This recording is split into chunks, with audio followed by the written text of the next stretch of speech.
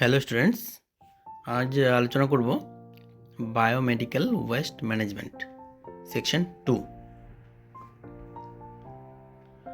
তাহলে যে point mention করা আছে সিলেবাসে সেগুলোই টিপিক্যালি আলোচনা করব। তো হোয়াট ইজ বিএমডাব্লিউ? এটা কোনো কার্ড নয়, এটা হলো biomedical waste. What is this? West generated during diagnosis, treatment, immunization, research, production or testing of biologicals। মোদ্দা কথা হচ্ছে ম্যানেজমেন্ট, ডায়াগনোসিস, ট্রিটমেন্ট করার সময় যে ওয়েস্টগুলো তৈরি হচ্ছে সেগুলি হচ্ছে biomedical waste. What is biomedical waste management? So it is the systematic process of handling hazardous waste from healthcare system by safely collecting, segregating, transporting, treating and disposing of it to protect healthcare workers, the public and the environment from infections and different harms।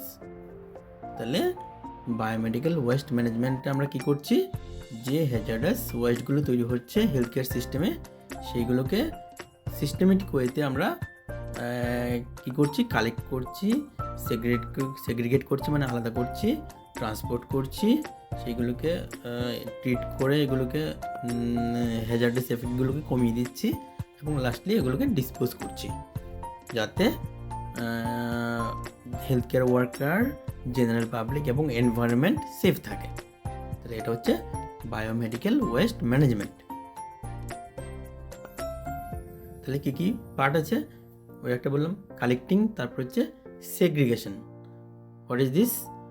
Sorting West at the source into different categories in designated labelled containers.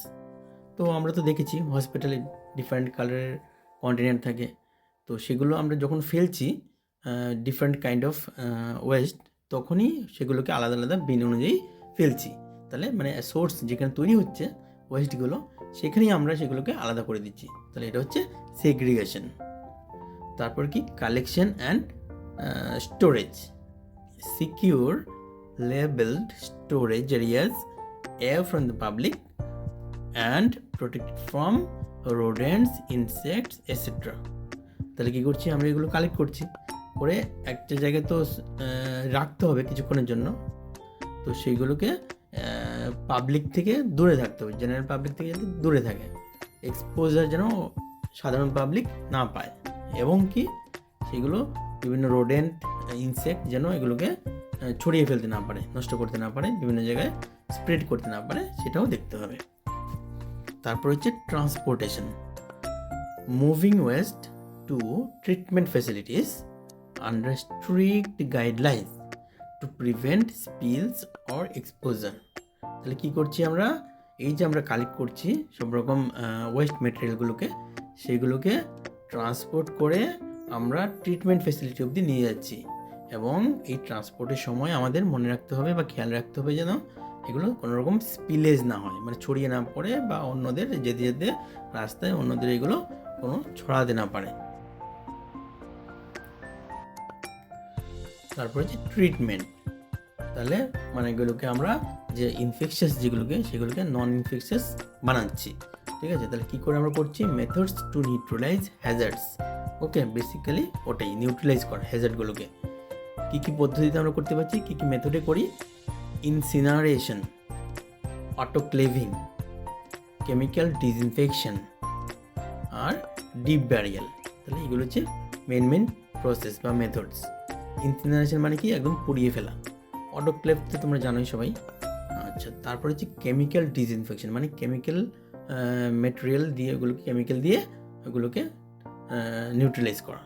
আর হচ্ছে deep burial, মানে হচ্ছে গিয়ে মাটির অনেক গভীরে পুঁতে দেওয়া, ঠিক আছে। তাহলে এগুলো হচ্ছে ডিফারেন্ট ট্রিটমেন্ট মেথডস। তারপর কি ডিসপোজাল, মানে এগুলোকে একদম আলাদাভাবে সরিয়ে ফেলা। This is the final placement in approved sites after treatment. Okay, আচ্ছা এখানে একটা জিজ্ঞেস করতে পারে যে ইন্ডিয়াস BMWM রুলস মানে বায়োমেডিক্যাল ওয়েস্ট ম্যানেজমেন্ট রুলস কবে লাস্ট বেরিয়েছিল বা পাবলিশড হয়েছিল, সেটা হচ্ছে 2016। ওকে, আচ্ছা এবার হচ্ছে types, sources, composition, categorisation of biomedical West. Biomedical wastes are categorized by hazard like infectious, pathological, chemical, radioactive, etc. and color coded for segregation for safe treatment. তাহলে বায়োমেডিক্যাল ওয়েস্টকে আমরা ক্যাটাগরি কীভাবে করছি? হ্যাজার্ড অনুযায়ী, কীরকম হ্যাজার্ড করছে, ওকে, এবং সেই অনুযায়ী আমরা এগুলোকে কালার কোড করছি যাতে সেগ্রিগেশন করতে সুবিধা হয়। আর সেগ্রিগেশন যদি আমরা ভালো করতে পারি তাহলে আমরা এগুলো সেফলি ট্রিট করতে পারি এবং সেফলি ম্যানেজ করতে পারবো। ওকে, এবার হচ্ছে সোর্সেস অফ বায়োমেডিক্যাল ওয়েস্ট, কোত্থেকে বায়োমেডিক্যাল ওয়েস্টগুলো পাওয়া যায় বা তৈরি হয়? Hospitals, nursing homes, clinics, medical labs, blood banks, research centres, veterinary hospitals, vaccination centres, etcetera. Okay, এবার হচ্ছে কম্পোজিশন, কীরকম type of composition of biomedical ওয়েস্টের হয়ে থাকে। First is infectious waste. এগুলো কি? এগুলো হচ্ছে কন্টামিনেটেড উইথ প্যাথোজেন্স, সেই জন্য ইনফেকশাস বলা হচ্ছে। নেক্সট হচ্ছে pathological waste like tissues, body parts, fluids, এগুলো pathological waste. Waste sharps, needles, syringe, scalpel, broken glass. Okay, তাহলে এগুলো হচ্ছে শার্প মানে শার্প ইনস্ট্রুমেন্ট বা শার্প ম্যাটেরিয়ালস। ওকে, নেক্সট হচ্ছে chemical waste like disinfectants, lab chemicals. Next হচ্ছে pharmaceutical waste, যেগুলো like expired or unused drugs, chemotherapy drugs, etcetera. Next হচ্ছে radioactive waste, সেগুলো কি? Waste from radiotherapy or nuclear medicine. আর একদম lastly হচ্ছে general waste, এগুলো হচ্ছে non hazardous like paper, packaging, food waste, etcetera. Okay, তাহলে এগুলো হচ্ছে different composition of biomedical waste. Categorisation, 4 categories as per BMW rules. আমরা তাহলে 4টে মেইনলি ক্যাটাগরিতে ভাগ করতে পারি এবং সেই অনুযায়ী 4টে মেন কালারের বিন হয়। ঠিক আছে, একটা হচ্ছে yellow bin, red bin, blue or white bin and black bin. Yellow বিনে কি হয়? এগুলোতে আমরা ফেলি anatomical, soil waste, chemical waste, chemotherapy waste, lab waste and discarded linen etc. Red বিনে কি ফেলি আমরা? contaminated plastics like catheters, tubings, syringes, এগুলো যেগুলো কন্টামিনেটেড হয়ে থাকছে সেগুলো। Then blue and white bin, এগুলোতে কি ফেলি আমরা? Glassware, metallic implants, sharps like white puncture proof container. এক্ষেত্রে মনে রাখতে হবে যে আমরা শার্প যেগুলো নিডল, স্ক্যালপেল, এগুলোতে কি এক্সট্রা আমরা অন্যরকম একটা হোয়াইট পাংচার প্রুফ কন্টেনার ফেলি। ঠিক আছে, তো ওই কন্টেনারে একটা সিরিঞ্জ সিম্বলও থাকে। ওকে, তো এটা হচ্ছে blue and white beans. Last হচ্ছে কি ব্ল্যাক বিন, এগুলো হচ্ছে এক্সপায়ার্ড মেডিসিনস, সাইটোটক্সিক ড্রাগ, এগুলো আমরা ব্ল্যাক বিনে ফেলে থাকি। এবার হচ্ছে BMW colour coding and disposal, তাহলে কোনগুলো আমরা কিভাবে ডিসপোজাল করব? ফার্স্ট হচ্ছে ইয়েলো মানে ইনফেকশাস ওয়েস্ট, এগুলো আমরা কিভাবে ডিসপোজাল করব? Deep burial, chemical disinfection, incineration, এইসব মেথডে আমরা ডিসপোজাল করব। নেক্সট হচ্ছে রেড মানে হচ্ছে কন্টামিনেটেড প্লাস্টিক্স, সেগুলো আমরা কিভাবে ডিসপোজাল করব? Either autoclaving or chemical disinfection. Next হচ্ছে ব্লু মানে হচ্ছে কি গ্লাস অর মেটাল শার্পস, যেন এগুলো হচ্ছে মেটাল শার্পটা আবার হোয়াইট কন্টেনার। যাই হোক, এই দুটোই আমরা কীভাবে করব, disposal, autoclaving or chemical disinfection, অথবা রিসাইকেলও করতে পারি তারপরে আমরা। ওকে, যেহেতু মেটাল থাকছে। একদম লাস্ট হচ্ছে ব্ল্যাক বা জেনারেল ওয়াস্ট। তাহলে এগুলোকে আমরা কী করব, ল্যান্ডফিল অর ইনসিনারেশন, মানে পুড়িয়ে ফেলবো অথবা মাটিতে পুঁতে দেব। আচ্ছা, এই যে বায়োমেডিক্যাল ওয়াস্ট, এগুলোর হেলথ ইম্প্যাক্ট কী? আমাদের হেলথের উপর কী কী ইম্প্যাক্ট, ব্যাড ইম্প্যাক্ট ফেলতে পারে। তো প্রথম হচ্ছে ডিরেক্ট যে এফেক্টগুলো কী কী, সেগুলো একটা হচ্ছে infections, like transmission of blood born viruses like HIV, hepatitis B, C via needle stick injuries, cuts and splashes। তাহলে মেইন যেটা আমাদের কনসার্ন সেটা হচ্ছে গিয়ে ব্লাড বর্ন ভাইরাস যেগুলো, সেগুলো নিডল ইঞ্জুরি, কাট, এগুলো দিয়ে কিন্তু ট্রান্সমিশন হতে পারে। ঠিক আছে, তারপরে হচ্ছে sharp injuries from discarded needles, scalpels and broken glass. ঠিক আছে, তাহলে ভাঙা কাঁচ, স্ক্যালপেল, নিডল, এগুলো দিয়ে আমাদের ইঞ্জুরি হতে পারে, শার্প ইঞ্জুরি হতে পারে। ইনফেকশন হয়তো স্প্রেড করছে না, কিন্তু ইঞ্জুরি হতে পারে, শার্প কেটে ফেটে যেতে পারে অনেকটা। ঠিক আছে, তাহলে শার্প ইঞ্জুরিজ হতে পারে। নেক্সট হচ্ছে chemical burns and poisoning from disinfection chemicals or cytotoxic drug. এগুলোতে কী হতে পারে, ডিরেক্টলি কেমিক্যাল বার্ন হতে পারে, অথবা কোনোভাবে যদি আমরা খেয়ে ফেলি কোনো কারণে, মিশে যায় খাবারের সাথে, তাহলে পয়জনিংও করতে পারে। ঠিক আছে, অথবা যেগুলো কিছু কিছু ড্রাগ আছে, পয়জনাস ড্রাগ, যেগুলো স্কিনের মাধ্যমে ঢোকে, সেগুলো আমাদের ক্ষতি করতে পারে। নেক্সট হচ্ছে রেডিয়েশন বার্ন। এগুলো কিসের থেকে হতে পারে, from radio active West exposure.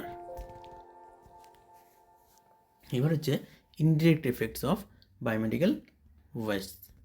এগুলো কি, এক নম্বর হচ্ছে air pollution. Incineration releases pollutants causing respiratory issues like asthma, neurological disorders and cancers। তাহলে ম্যাক্সিমাম যেটা করা হয় বায়োমেডিক্যাল ওয়েস্ট ডিসপোজাল করা হয় ইনসিনারেশনের মাধ্যমে, মানে পুড়িয়ে ফেলে। এবার পুড়িয়ে ফেলার ফলে কী হচ্ছে, ওগুলোর মধ্যে যে ম্যাটেরিয়ালগুলো থাকছে সেগুলো ধোয়ার মাধ্যমে গিয়ে পলিউটেন্টস তৈরি করছে, করে বিভিন্ন রকম রেসপিরেটরি ডিজিজ করছে, নিউরোলজিক্যাল ডিসঅর্ডার করতে পারে, ক্যান্সার করতে পারে এগুলো থেকে। ঠিক আছে, তো air pollution is very much concerning issue. Next হচ্ছে water and soil contamination. Improper disposal pollutes water bodies and soil leading to disease transmission. তাহলে আমরা যদি ঠিকভাবে ডিসপোজাল না করি, তাহলে কী হতে পারে, এগুলো জলের সাথে মিশতে পারে, মাটির সাথে মিশতে পারে, মিশে গিয়ে আলটিমেটলি আমাদের বিভিন্নভাবে আমাদের শরীরে ঢুকে ডিজিজ ট্রান্সমিশন করতে পারে। নেক্সট হচ্ছে drug resistance, spread of antibiotic resistant bacteria from health care facilities into the environment. তাহলে হসপিটালে একটা বিশেষ করে আইসিইউতে একটা কনসার্নিং ব্যাপার হচ্ছে গিয়ে অ্যান্টিবায়োটিক রেজিস্ট্যান্স অফ ডিফারেন্ট ব্যাকটেরিয়াস। ঠিক আছে, তো সেই ব্যাকটেরিয়াগুলো কোনোভাবে যদি আমরা ভালো করে ওগুলোকে না মেরে ফেলি, মানে ট্রিটমেন্ট না করে ঠিকভাবে, সেগুলো যদি আমরা ম্যাটেরিয়ালগুলো ওয়েস্ট, বায়োমেডিক্যাল ওয়েস্ট যেগুলো আছে, সেগুলো যদি পরিবেশে ছড়িয়ে পড়ে, তাহলে সেই যে রেজিস্ট্যান্ট ব্যাকটেরিয়া, সেগুলো কিন্তু সেই পরিবেশের মাধ্যমে এমনি কমন পিপলদের মধ্যে ঢুকে পড়তে পারে। ঠিক আছে, তাহলে সেই ড্রাগ রেজিস্ট্যান্ট ব্যাকটেরিয়াগুলো আলটিমেটলি ডিরেক্টলি জেনারেল পিপলের মধ্যে ঢুকে ডিফারেন্ট ড্রাগ রেজিস্ট্যান্ট ডিজিজ তৈরি করতে পারে। ঠিক আছে, তো এটা কিন্তু একটা ইম্পর্ট্যান্ট ব্যাপার। নেক্সট হচ্ছে রিপ্রোডাক্টিভ অ্যান্ড হরমোনাল ইস্যুস। এটা কী কারণ হতে পারে, exposure to certain chemicals in waste, সেগুলো থেকে এই সমস্যাগুলো ক্রিয়েট হতে পারে। তারপর হচ্ছে pest infestation. Unmanaged waste attracts rodents, insects and worms spreading diseases. তাহলে আমরা যদি ওয়েস্ট এমনি রেখে দিই, সেগুলোকে ট্রিটমেন্ট না করে, মানে ডিসইনফেকশন না করে, তাহলে কী হবে, সেগুলোতে ইঁদুর, ইনসেক্ট, ওয়ার্ম এগুলো এসে বাসা বাঁধবে, তো সেগুলোর মাধ্যমে আবার ডিজিজটা অন্য জায়গাও ছড়িয়ে পড়তে পারে। ঠিক আছে, তাহলে পেস্ট ইনফেকশন একটা ইম্পর্টেন্ট পার্ট। আর লাস্টলি হচ্ছে long term cancers from exposure two toxic substances like mercury. তো এগুলোতে যদি মার্কারির প্রতি যদি অনেকদিন আমাদের লং টার্ম এক্সপোজার হয়, তাহলে আলটিমেটলি ক্যান্সারও করতে পারে।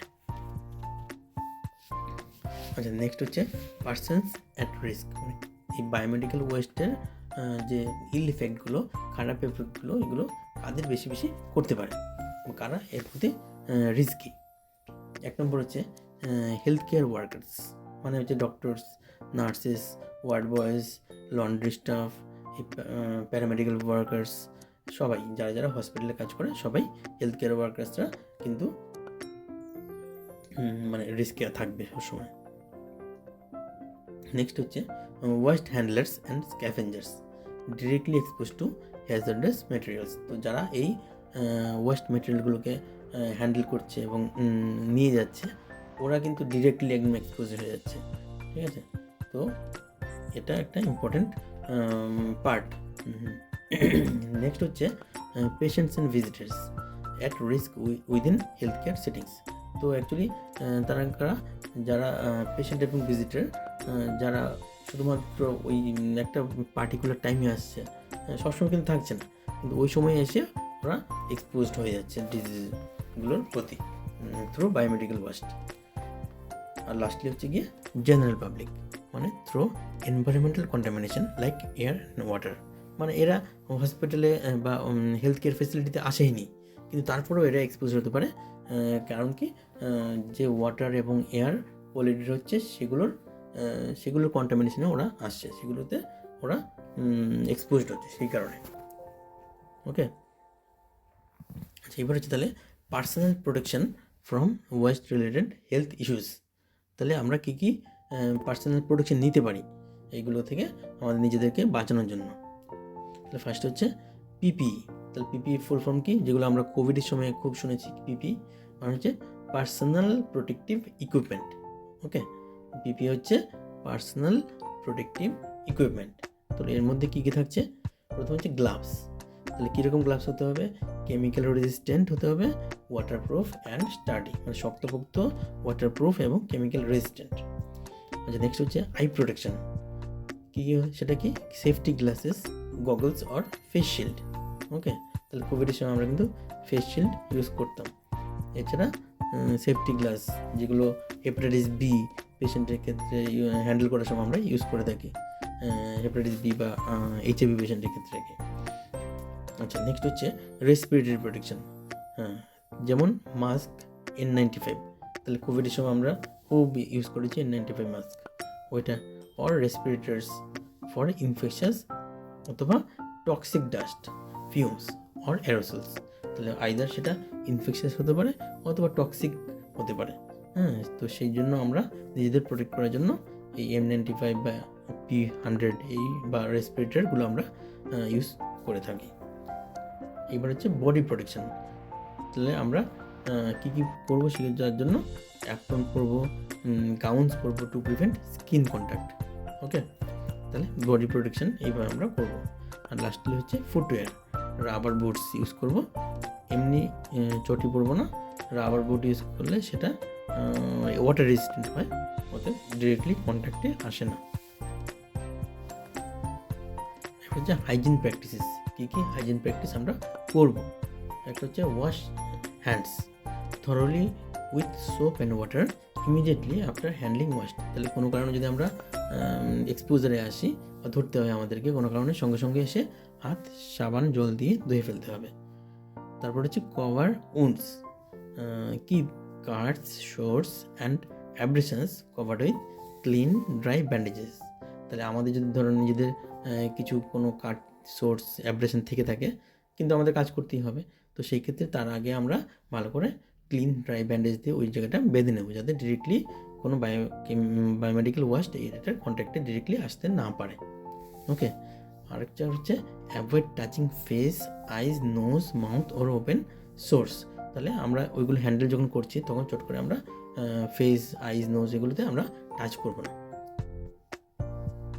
এবার হচ্ছে safe handling and waste management. কী করবো? Segregate waste, use clearly labelled bins for different waste types. তাহলে আমরা কী করে সেফ হ্যান্ডলিং করব এই যে বায়োমেডিক্যাল ওয়েস্টগুলোকে? একটু যে সেগ্রিগেট করতে হবে ভালো করে, যাতে আমরা যখন ফেলছি তখন ডিফারেন্ট কালার যে দেওয়া আছে সেই বিন অনুযায়ী আমরা ঠিকভাবে ফেলবো। Then minimise aerosols, don't shake, agitate or forcefully stuff waste into bags or beans.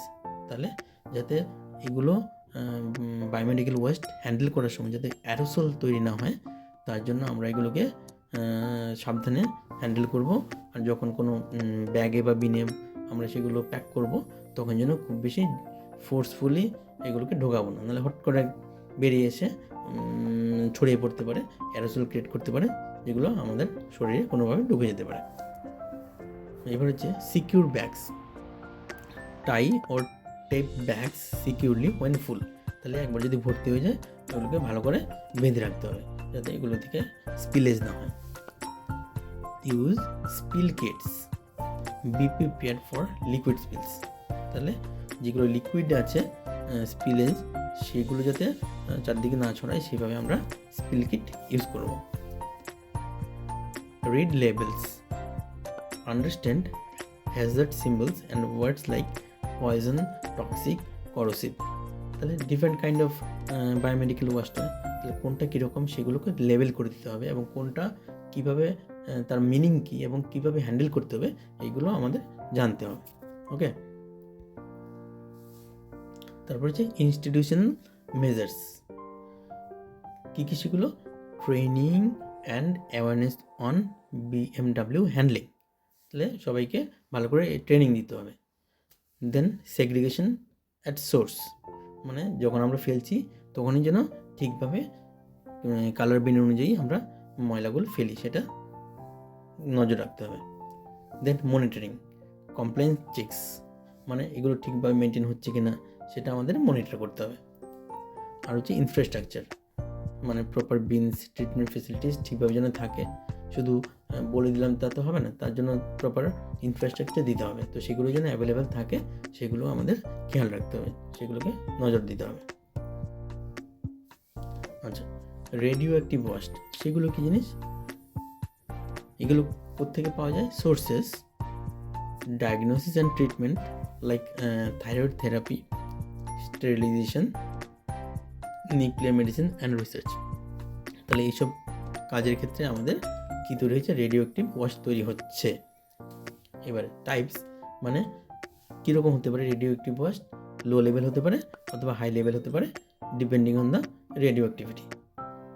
তারপরে যে হ্যান্ডলিং, কী করে হ্যান্ডলিং করব? স্পেশাল কন্টেনারে নিতে হবে, শিল্ডিং করতে হবে যাতে এগুলো থেকে রেডিও অ্যাক্টিভ যে রেডিয়েশনগুলো বেরোচ্ছে সেগুলোকে আটকানো যায়। আর হচ্ছে ডিকে স্টোরেজ, মানে স্টোরেজ করে রাখবো যতক্ষণ পর্যন্ত এগুলো রেডিও অ্যাক্টিভিটি বেরিয়ে একদম পুরো আর কোনো মানে নিষ্ক্রিয় হয়ে যাচ্ছে, ততক্ষণ অবধি ইনার্ট হয়ে যাচ্ছে, ততক্ষণ অবধি এগুলো স্টোরেজ করে রাখবো। এটা একটা প্রসেস আর কি হ্যান্ডলিংয়ের। আর লাস্ট হচ্ছে disposal, secure landfill and deep burial. তাহলে ভালো করে মাটির তলায় পুঁতে দিতে হবে, এবং যদি বেশি হয় সেক্ষেত্রে রেডিও অ্যাক্টিভিটি আমাদের ডিপ বারিয়াল করতে হতে পারে। আচ্ছা, নেক্সট হচ্ছে এটা কিন্তু বায়োমেডিক্যাল ওয়েস্ট ম্যানেজমেন্টের মধ্যে ডিরেক্টলি নেই, কিন্তু খুব একটা ইম্পর্ট্যান্ট টপিক বা ইম্পর্ট্যান্ট মেজার্স আমাদের ফলো করতে হবে, কারণ আমরা অনেকেই ওটিতে কাজ করি বেশিক্ষণ। তো ওটি pollution is very much important topic. তো কারা এক্সপোজার হয়? Anaesthesiologist, surgeons, scrub nurses, operating room technicians, এরা অপারেশন ওটিতে অনেক পরিমাণে অনেকটা সময় থাকে, অতএব এরা বেশি এক্সপোজার পায়। আচ্ছা, তাহলে পলিউশনটা কোত্থেকে হয়?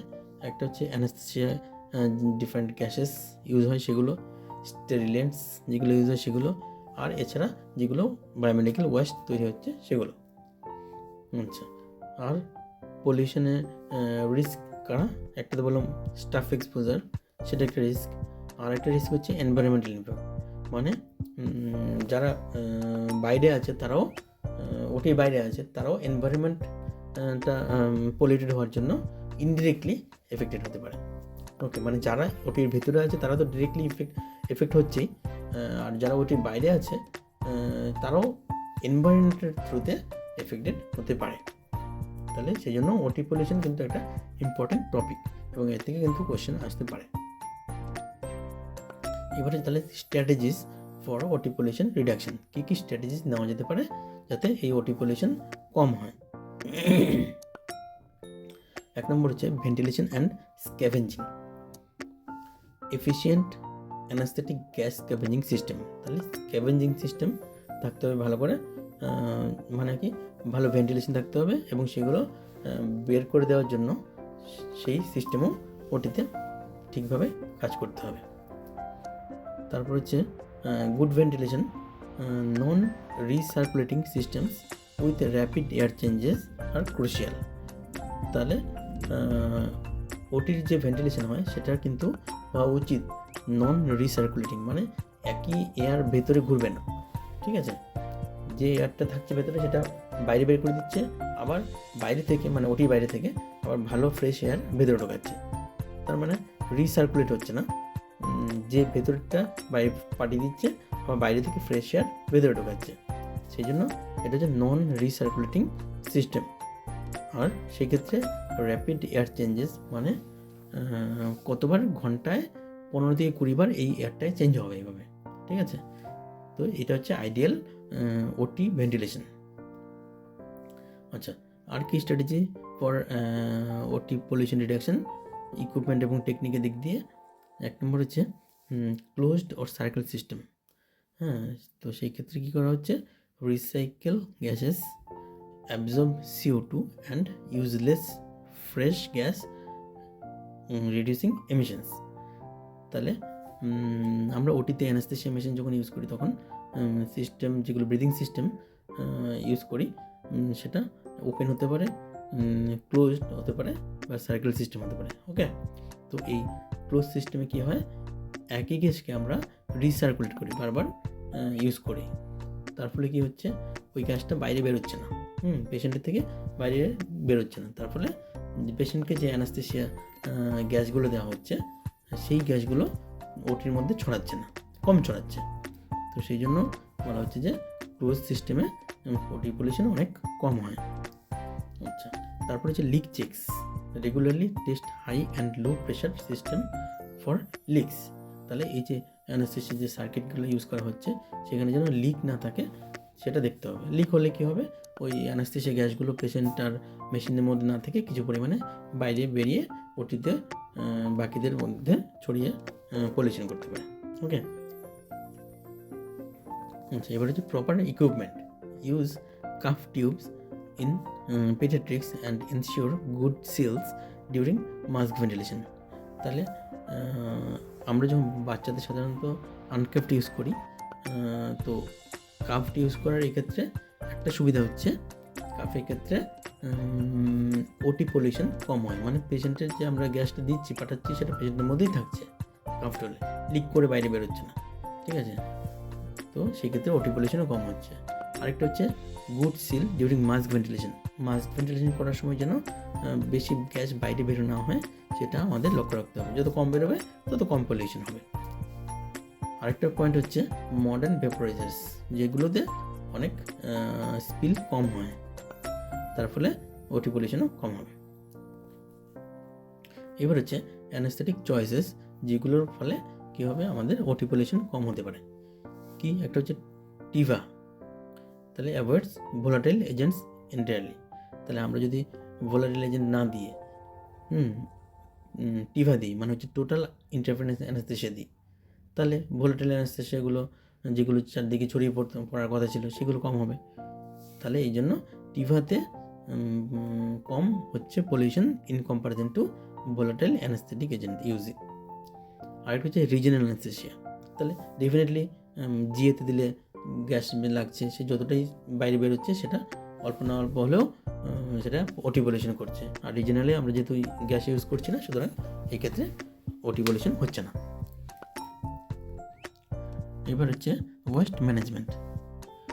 কীরকমভাবে, একটা হচ্ছে ভেপোরাইজার ফিলিং, সেটা ঠিকভাবে করতে হবে যেন ওটি পলিউশন কম হয়, স্পিলেজ কম হয়। আর একটা হচ্ছে প্রপার ডিসপোজাল, মানে যেগুলো ইউজ হচ্ছে, যেমন ensure unused propofol for TIVA and other waste are disposed of correctly. তাহলে আমরা যখন যে ট্রাকগুলো নিচ্ছি সেগুলো কাজে লাগছে, যেগুলো ইউজ হচ্ছে, বাকি যেটা থাকছে সেগুলো যেন ঠিকভাবে ডিসপোজাল হয়, সেটা আমাদের খেয়াল রাখতে হবে। Staff training and monitoring, educate staff on best practices to minimise pollution. তাহলে সবাইকে ভালো করে ট্রেনিং দিতে হবে। আর হচ্ছে routinely monitor exposure levels to ensure they remain below safe limits. তাহলে আমাদের ওটির মধ্যে গিয়ে কিন্তু পিরিয়ডিক্যালি বা কিছু পিরিয়ডিক ইন্টারভেলে আমাদের চেক করতে হবে যে হ্যাঁ সব কিছু ঠিকঠাক আছে কিনা, সব লেভেলগুলো ঠিকঠাক আছে কিনা, যে কোনোটা যেন টক্সিক লেভেল বা পলিউশন করার মতো লেভেলে যেন না পৌঁছে যায়। ঠিক আছে, তাহলে একটা হচ্ছে ট্রেনিং আর একটা হচ্ছে মনিটরিং।